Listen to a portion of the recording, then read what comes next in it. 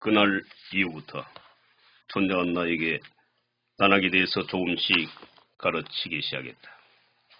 나의 마음도 좀 더 세상을 향해 닫혀져 있던 마음이 열려가기 시작했다. 그리고 무엇보다도 남을 배려하는 마음이 생겨나기 시작했다. 그렇게 며칠이 또 지나가고 있었다. 나는 아침에 섬을 둘러보기 전 가끔은 집에 남아 촌장이 학동들을 가르치는 모습을 머물고 있는 방에 앉아 방문을 뻐끔히 열어두고서 구경을 하기도 하였다. 그는 학동들에게 늘 화합을 강조했다. 경쟁심은 결국은 미움을 낳고 적을 만든다. 우리나라는 우리의 빛나는 고유 문화를 얕보고 오로지 외국 문물만 받아들이는데 혈안이 되어 있다. 그것은 또 다른 사대주의가 아니고 무엇인가. 그렇다고 외국 문물이라도 전적으로 거부하는 것은 수구주의적 태도이다. 좋은 문물은 받아들여야 하는 과제도 우리에게 주어져 있다. 지금 우리가 염려하는 것은 오로지 옛 것을 버리고 새 것만 추구하는 것, 과학 문명을 맹신하여 정신적인 것보다 물질주의를 숭상하는 태도 등이다. 그런 수업을 마치고 나면 논어등 경전을 가르치고 학동들을 데리고 들판으로 달려나갔다. 나는 촌장과 학동들이 가는 곳을 뒤따라 가보기도 했다. 학동들과 함께 명상을 할 때나 단학 공부는 촌장도 학동들과 같이 참석해도 무방하다는 두 사람만의 묵계도 있었다. 섬의 곳곳에 경관이 수리한 곳으로 데리고 간 촌장은 수백 년이나 자랐을 법한 나무 아래에 있는 공터에 학동들을 모아놓고 명상법을 가르치거나 단전호흡을 가르쳤다.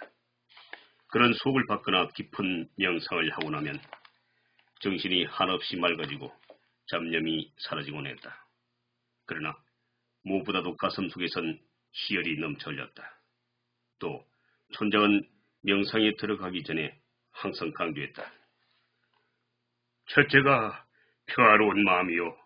둘째는 정신을 한 곳에 집중하고 셋째는 몸과 마음의 긴장을 푸시오. 마지막으로는 마음속에선 감사하는 마음이 넘쳐나야 합니다. 그런 마음으로 수련을 하다 보면 내 몸이 어디에 있는지 분간이 가지 않는 느낌 속에 우주 속의 한 부분이 되는 대우주와 합일되는 것을 체험하게 됩니다. 학동들도 벌써 수련이 경지에 오른 이도 있었다. 학이 평화롭게 거니는 모습처럼 기운을 타고 춤을 추는 단무를 하는 학동들도 여럿 있었고, 특히나 놀라운 것은 몸이 날아오르다 새처럼 사뿔이 내려앉거나 자신의 몸을 심하게 두드리는 학동들도 있었다. 촌장은 그것을 진동이라고 일러주었다. 진동은 무의식적으로 일어나며 모든 사람에게 각양각색의 형태로 일어난다고 했다. 이런 외적인 몸 동작에 의해 기가 막힌 곳이나 아픈 부위가 깨끗이 낫기도 한다는 것이었다. 아직까지 내가 그런 경지에 이르기는 많이 멀었지만 차츰 나도 다락의 세계로 빠져드는 느낌이 들었다. 벌써 형제섬으로 들어간 지가 열흘이 지나가고 있었다. 그때까지 섬 밖에 있는 가족이나 다른 회사 동료들로부터 별다른 소식은 없었다. 그러다 박대리로부터 한 장의 편지가 날아들었다. 박대리는 촌장과 나 앞으로 된 두 장의 서신을 보내왔는데 촌장은 그 서신을 받아 들고서 기뻐했다. 자, 박군으로부터 편지가 이 선생에게도 같이 왔군요. 나는 촌장이 건네주는 편지를 받아 들었다. 촌장님, 박영식 씨와는 각별하신 사이 같습니다. 이 선생님, 영식군은 이 형제의 섬에서 태어나 나에게서 교육을 받았던 사람입니다. 사제지간에 각별하고 아니고가 어디 있겠습니까? 이곳 형제섬의 교육과정은 섬 밖에서는 중학교 정도의 과정에 해당되는 교육까지는 이곳에서 담당하고 고등학교는 외지로 가거나 아니면 이곳에 유일하게 있는 고등학교 과정을 거치고 있습니다. 그렇군요. 박영식 씨도 이곳에서 인성교육을 잘 받았는지는 몰라도 회사에서 동료들과의 우애가 아주 뛰어났습니다. 친화력도 있고요. 특히 회사 전체를 위해 그가 고군분투하는 모습을 바라볼 때면 눈물 겹도록 감동적일 때가 있었습니다. 그래요. 우리 형제섬은 이 선생도 얼핏 보아 아시겠지만 경쟁심을 가르치지는 않습니다. 우리 민족은 다 같은 당군의 자손들입니다. 그분이 이 나라를 건국한 이념이 무엇입니까? 바로 널리 인간 세상을 이롭게 한다고 되어 있지 않습니까? 지금 섬 밖에서 일어나고 있는 대다수의 교육과정이 경쟁체제로만 이루어져 있는데 우리 섬에서 외지로 나간 많은 학생들이 그곳 교육과정이 체질에 맞지 않아 중퇴를 하고 독학으로 고등학교 과정을 공부하고 바로 대학으로 입학을 하는 사람도 들어 있었습니다. 내신 성직이니 뭐니 하여 같은 그부들과 경쟁을 하면서 살아야 하는 제도, 그리고 정작 학교 수업 시간에서는 졸고 밤이면 학원으로 가나 눈을 빛내고 공부를 하고 밤 12시가 되어야 집으로 돌아가야 하는 학생들이 부지기수라는 말을 들었습니다.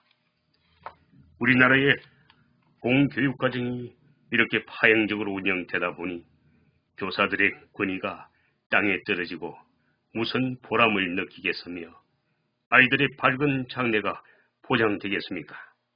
그리고 또 교사와 학생의 분위기는 어떻습니까? 모두들 자신들의 자녀만 잘되면 그만이라는 마음으로 암암리에 행해지는 치맛바람의 실적은 어떠합니까? 그 피해는 고스란히 다른 학생들에게 피해로 이어지는 지나친 이기주의의 발로가 아니고 무엇이겠습니까? 저도 그런 곳에서 살다 왔지만 촌장님의 말씀을 듣고 보니 부끄럽습니다. 무슨 말씀을요? 아무튼 우리나라의 장래를 위해서 그러한 교육과정은 바뀌어야 된다고 생각합니다. 그리고 그렇게 학교에서 경쟁심만 터득하여 사회에 진출한 사람들도 마찬가지로 나만 잘되고 보자고 설쳐되지 않겠습니까? 이 사회는 공존하지 않으면 결국은 모든 사람들이 공멸하게 되어 있습니다. 그래서 지구촌이라는 말도 생겨나지 않았습니까? 그런데 우리 사회는 지금 가진 자들이 베푸는 미덕이 사라진 지 오래되었습니다. 그 속을 들여다보면 겉으론 멀쩡해 보이지만 안에선 곰고 있는 병리 현상으로 볼 수 있습니다. 지금 취직 자리가 없어 수십만의 젊은이들이 취직 자리를 찾아다니고 있고 매스컴에선 그들의 미래가 보이지 않는다고 합니다. 그런데도 조금 추하고 힘들다는 업종들은 모두가 피해버려 수십만의 외국인 근로자들이 그 자리를 메꾸고 있습니다. 이렇게 눈에 드러날 정도의 이율배반적인 일이 우리나라에서 현재 진행되고 있는 실정입니다. 또 조기 퇴직을 당해 가정이 파탄되는 경우도 많이 있다고 들었습니다. 우리는 이럴 때일수록 조금씩 양보하는 미덕이 필요한 것입니다. 결론적으로 말하면 이 모두의 가장 큰 책임은 가진 자들의 책임입니다. 그것이 전적으로 가진 자들만의 잘못만은 아니지 않습니까? 제가 여기서 가진 자로 분류한 사람은 사장이나 사회의 지도자만 뜻하는 얘기는 아닙니다. 남들보다 약간이라도 나은 사람을 지칭하는 것입니다. 생각해 보십시오. 기업을 운영하는 사람이 외국인을 고용하는 이유는 무엇입니까? 낮은 임금 때문이 아닙니까? 그렇죠. 우리나라는 최근 10여 년에 걸쳐서 노동자의 근익을 위한 투쟁이 많이 있어와 임금이 상승되고 지위도 개선된 것은 사실입니다. 아무리 그렇다 하더라도 아직은 미흡한 부분이 많고 개선의 여지가 많이 남아 있습니다. 그러다 보니 비교적 임금이 사고 말을 잘 듣는 외국인을 고용자로 쓰려고 할 수도 있겠죠. 그것은 역으로 말하면 그런 노동자의 권익을 들어주기 싫다는 회피적 심리도 작용했을 것입니다. 그리고 젊은이들도 그렇습니다. 젊었을 땐 고생을 사수도 한다는 말이 있지 않습니까? 그런데도 그들은 힘든 업종은 회피했습니다. 그렇게 세월이 지나가면서 그 자리엔 외국인 근로자들이 다 자리를 채워버렸습니다.